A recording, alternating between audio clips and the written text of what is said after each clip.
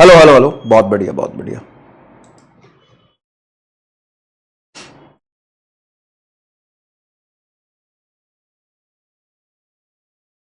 Audio and video clear है तो please एक बार थम्स अप कर दीजिए। ऑडियो एंड वीडियो क्लियर है तो प्लीज एक बार थम्स अप कर दीजिए।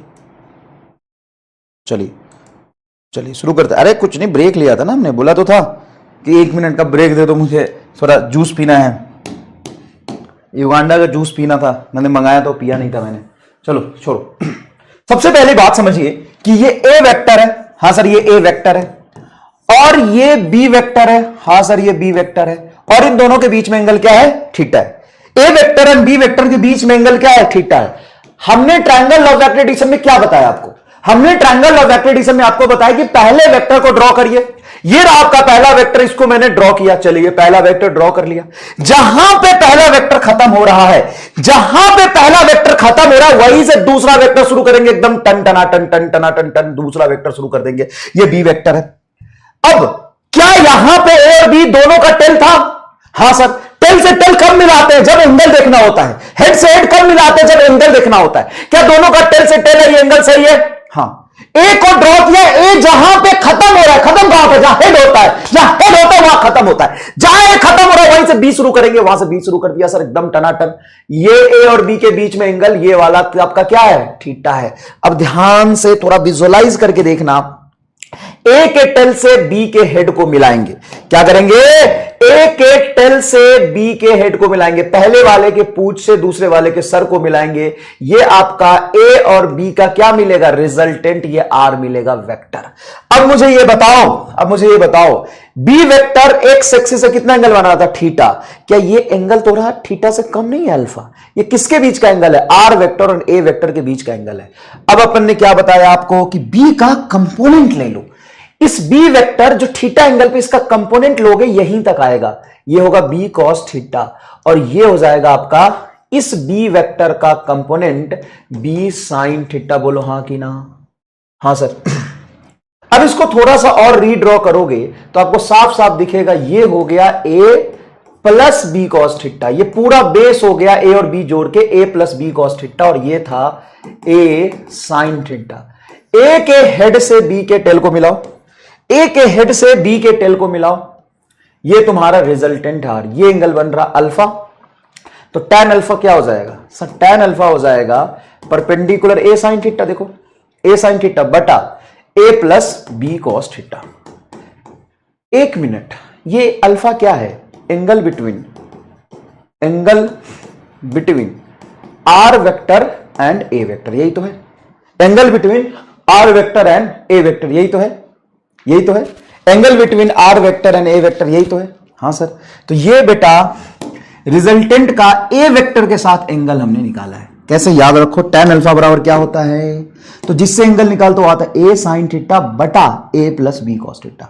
tan अल्फा, 1 मिनट कुछ गलत लिख दिया रे, कुछ गलत। ये बी है, वही तो मैं कहूं ये बी है, प्रिंटिंग मिस्टेक हो गया था। ध्यान से देखिए, प्रिंटिंग मिस्टेक हो गया था। tan अल्फा बराबर क्या होगा? बी साइन थीटा बटा A plus B cos theta. तो जहां से एंगल आप ले रहे हो रिजल्टेंट का वो ए यहां आएगा और ऊपर में बी साइन थीटा बटा A plus B cos theta. ऐसे याद रखो ना, tan alpha is the angle between R vector and A vector. तो जहां से एंगल लगते हो वो पूरा का पूरा ए है। जहां से एंगल हम देख रहे हैं ए वेक्टर से अल्फा देख रहे हो, पूरा का पूरा ए है प्लस बी का horizontal component B cos theta. ये बेस हो गया ना। देखो ना, विजुअलाइज करो। रिजल्टेंट का ए के साथ एंगल देख रहे हो तो पूरा का पूरा ए और बी का horizontal component B cos theta. A plus B cos theta perpendicular B sine theta. अगर ये विजुअलाइज हो गया तो कमेंट बॉक्स में थम्स अप कर दीजिए, बस टेम्पलेट में थम्स अप कर दीजिए। अब ये हमें देखना है कि ये पूरा बेस और ये परपेंडिकुलर। बेस का होल स्क्वायर परपेंडिकुलर का होल स्क्वायर हाइपोटेन्यूज बनता है। तो जो रिजल्टेंट बनता है वो बनता है पहले का मैग्नीट्यूड का स्क्वायर दूसरे के मैग्नीट्यूड का स्क्वायर 2ab cos थीटा। ये रिजल्टेंट और रिजल्टेंट का डायरेक्शन। अब यहां पे जो रिजल्टेंट है एक बार और लिखते हैं, जितनी बार लिखेंगे हमें याद होगा अच्छे से। ए वेक्टर के मैग्नीट्यूड का स्क्वायर बी वेक्टर के मैग्नीट्यूड का स्क्वायर 2ab cos थीटा। हां सर 2ab cos थीटा। बताइए इसमें कोई दिक्कत? नहीं सर, ये एकदम परफेक्ट है। बहुत बढ़िया, एकदम साफ सुथरा और परफेक्ट है। अब यहां से एक चीज विजुअलाइज करें, मान लो कि दोनों वेक्टर के बीच में अगर एंगल 0 डिग्री होता तो अगर ये 0 डिग्री एंगल होता, देखो ना ये एंगल 0 डिग्री होता, मतलब ए वेक्टर इधर, बी वेक्टर भी इधर, तो रिजल्टेंट कहां जाता?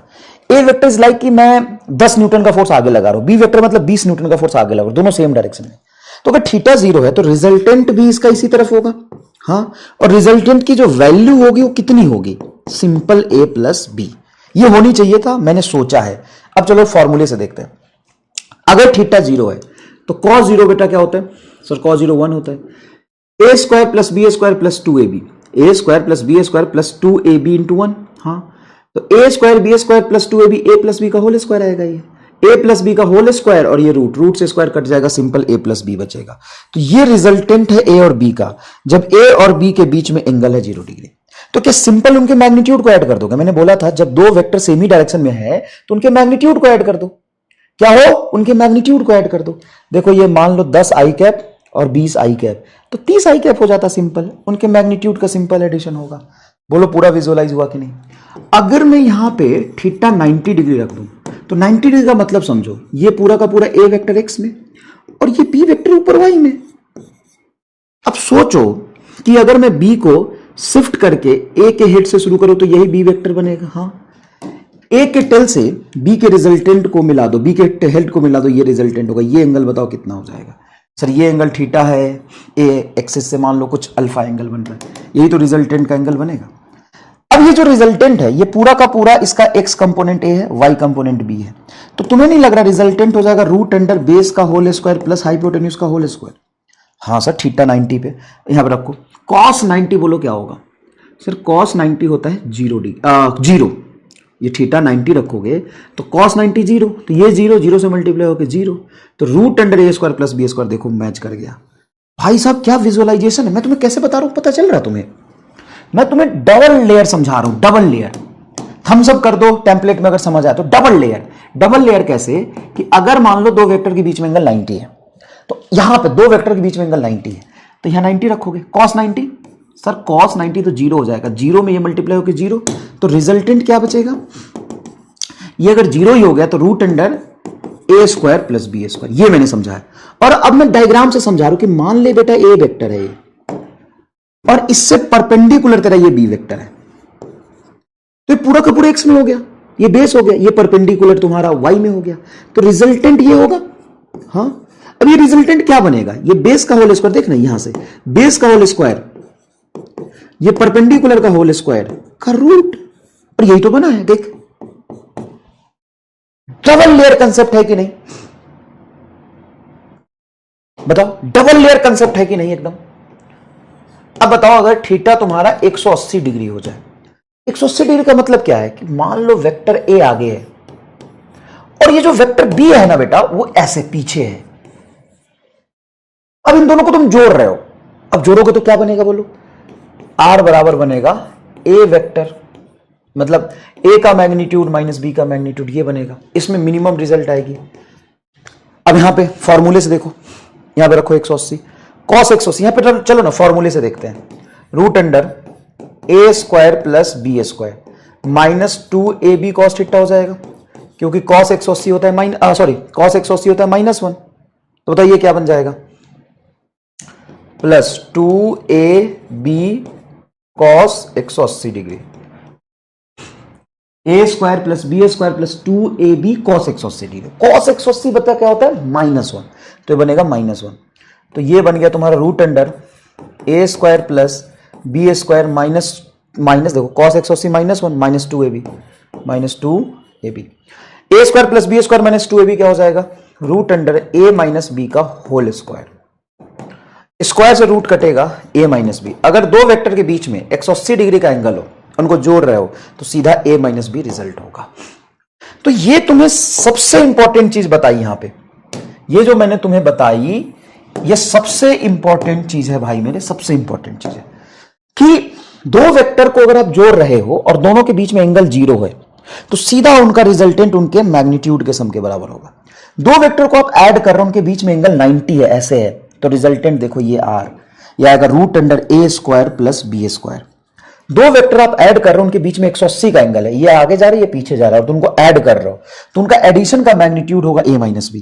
क्या ये मिनिमम होगा? क्या यहां पे जो एडिशन का मैग्नीट्यूड है वो मिनिमम होगा, क्योंकि एंगल 180 था, a माइनस बी। अब अगर एंगल 0 है तो उनका रिजल्टेंट मैक्सिमम है a प्लस बी। अगर एंगल थोड़ा 60 है तो सर, एंगल अगर 60 है तो थोड़ा रिजल्टेंट कम होगा, एंगल 90 है तो रिजल्टेंट और कम होगा, एंगल 120 है तो और कम होगा, और सबसे कम रिजल्टेंट होगा 180 डिग्री पे।